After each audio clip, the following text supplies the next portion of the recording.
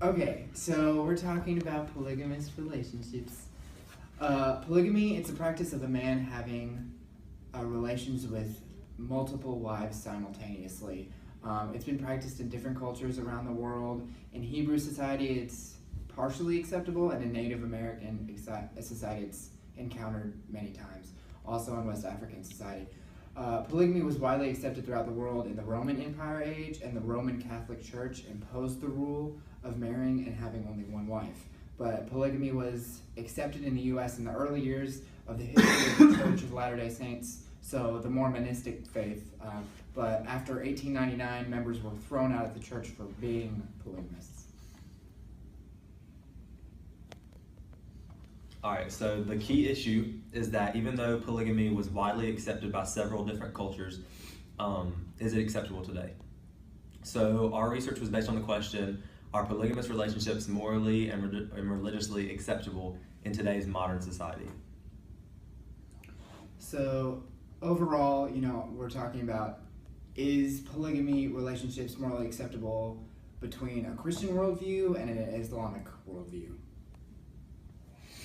Alright, so first of all, from the Christian worldview, the first point is that many Christians believe that polygamous relationships are not religiously acceptable in today's society. Some Christians believe that Christ's relationship with the church and his followers is a direct representation of how marriage is to be between a man and a woman. And this is found in Ephesians 5:25, where God says, a husband should love his wife just as Christ loved the church. In the New Testament, we see that when Jesus died on the cross and rose from the grave, he intended to have a personal relationship with those who followed him. Christ intended to have this relationship with each individual follower. The relationship that Christ has with his church is a direct representation that marriages should copy between a man and a woman. So also from the Christian standpoint, if a man marries more than... Okay. So from another Christian standpoint is if a man is having affections with another woman at the same time, it is considered a sin, regardless of how you look at it. In our 10 Commandments, one of the biggest one is adultery. So you may argue that adultery wouldn't be committed in a polygamous relationship, but if a man is having intimate relations with another woman at the same time, it falls in the same guidelines. God talks about in Mark 10:8, two will become one flesh so that they will no longer be two but one. A Christian may argue God does not say that more than one time, but he desires for us to have monogamous relationships, and because it just breaks all of the ideas put together by the adultery law. And even if polygamy is not a sin itself, it clearly leads to other sinful acts, like when Solomon married a woman from pagan culture and it committed sin, being unevenly yoked. Alright, so our third and final point from Christianity is that in the beginning God created one wife for Adam and one wife only. God created Eve from Adam, and when he did this, he did not create multiple women for Adam to marry. If he would have intended for us to live in polygamous relationships, then I believe that he would have made more than one woman for Adam. A Christian may argue that polygamy did not take place until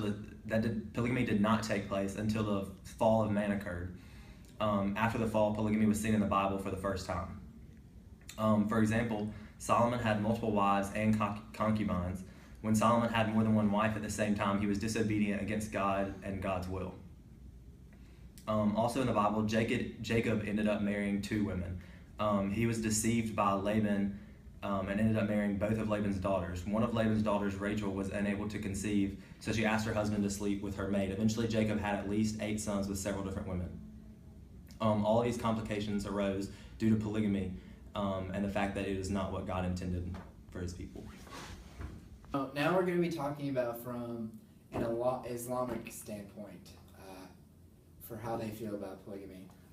People of their faith, they believe that polygamous relationships are completely morally acceptable. It's found in their Bible, the Quran, multiple times, which people look for guidance frequently in all situations, whether it be marriage, family, all those things. Evidence is in favor of polygamy can be found in a verse, Quran chapter 4, verse 3.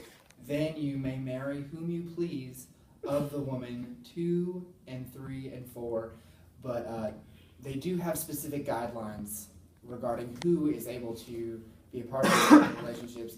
The male has to be in the correct financial standpoint to be able to even consider being married to more than one wife. So there are specific guidelines in order for this to actually become a thing. So they believe that it takes guidance from the Quran so that a polygamous relationship can even work in society today. All right, so the second point from the Islamic faith side of worldview is that polygamous relationships are morally acceptable because people of the Islamic faith believe that polygamy can help solve major social issues. One major social issue is the larger number of men than women in the world today. For example, 1 out of every 5 women today have no potential mate because there are simply not enough single men to go around. Secondly, the second social issue that polygamy addresses is prostitution. In the Islamic worldview, in Islamic cultures, women who are not married to anyone may be forced to turn to prostitution as a means to provide for them and their families or their kids. But polygamy can address the situation because these women are married to men and married into families, and then they are treated with respect. Thirdly, and lastly, participating in a polygamous relationship is an alternative to infidelity, as well as divorce. Affairs are a major problem in Western worldviews, such as Christianity, but are not as common in Islamic culture. The low divorce rate of Islamic marriages is closely correlated to having multiple spouses. Okay, so our third and last point about the Islamic standpoint is it's morally acceptable because it's practical for raising a family.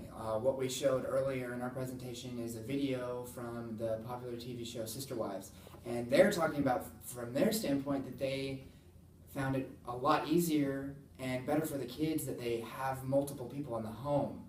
They've got their friend, they have the 4 wives with the one guy, and they all have a part in taking care of each mother's children. So if one of them's having a rough time or just not able to deal with it that day, the other wife is there to help them out. It also yields for economical help. I mean, if you have, that's 5 incomes in one home.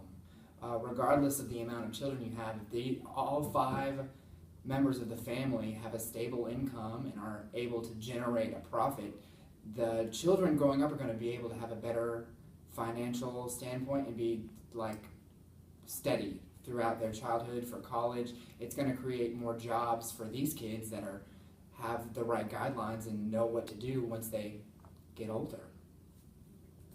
So overall, our conclusion as a group is, in light of the evidence on polygamous relationships, we think that it is not religiously or morally acceptable to practice any kind of multiple relationships in a marriage. Yeah, based on the research that we conducted on polygamous relationships, specifically in the Christian worldview, we agree that God created marriage for only one man and one woman, and he made that clear whenever he created Adam and he created Eve for Adam.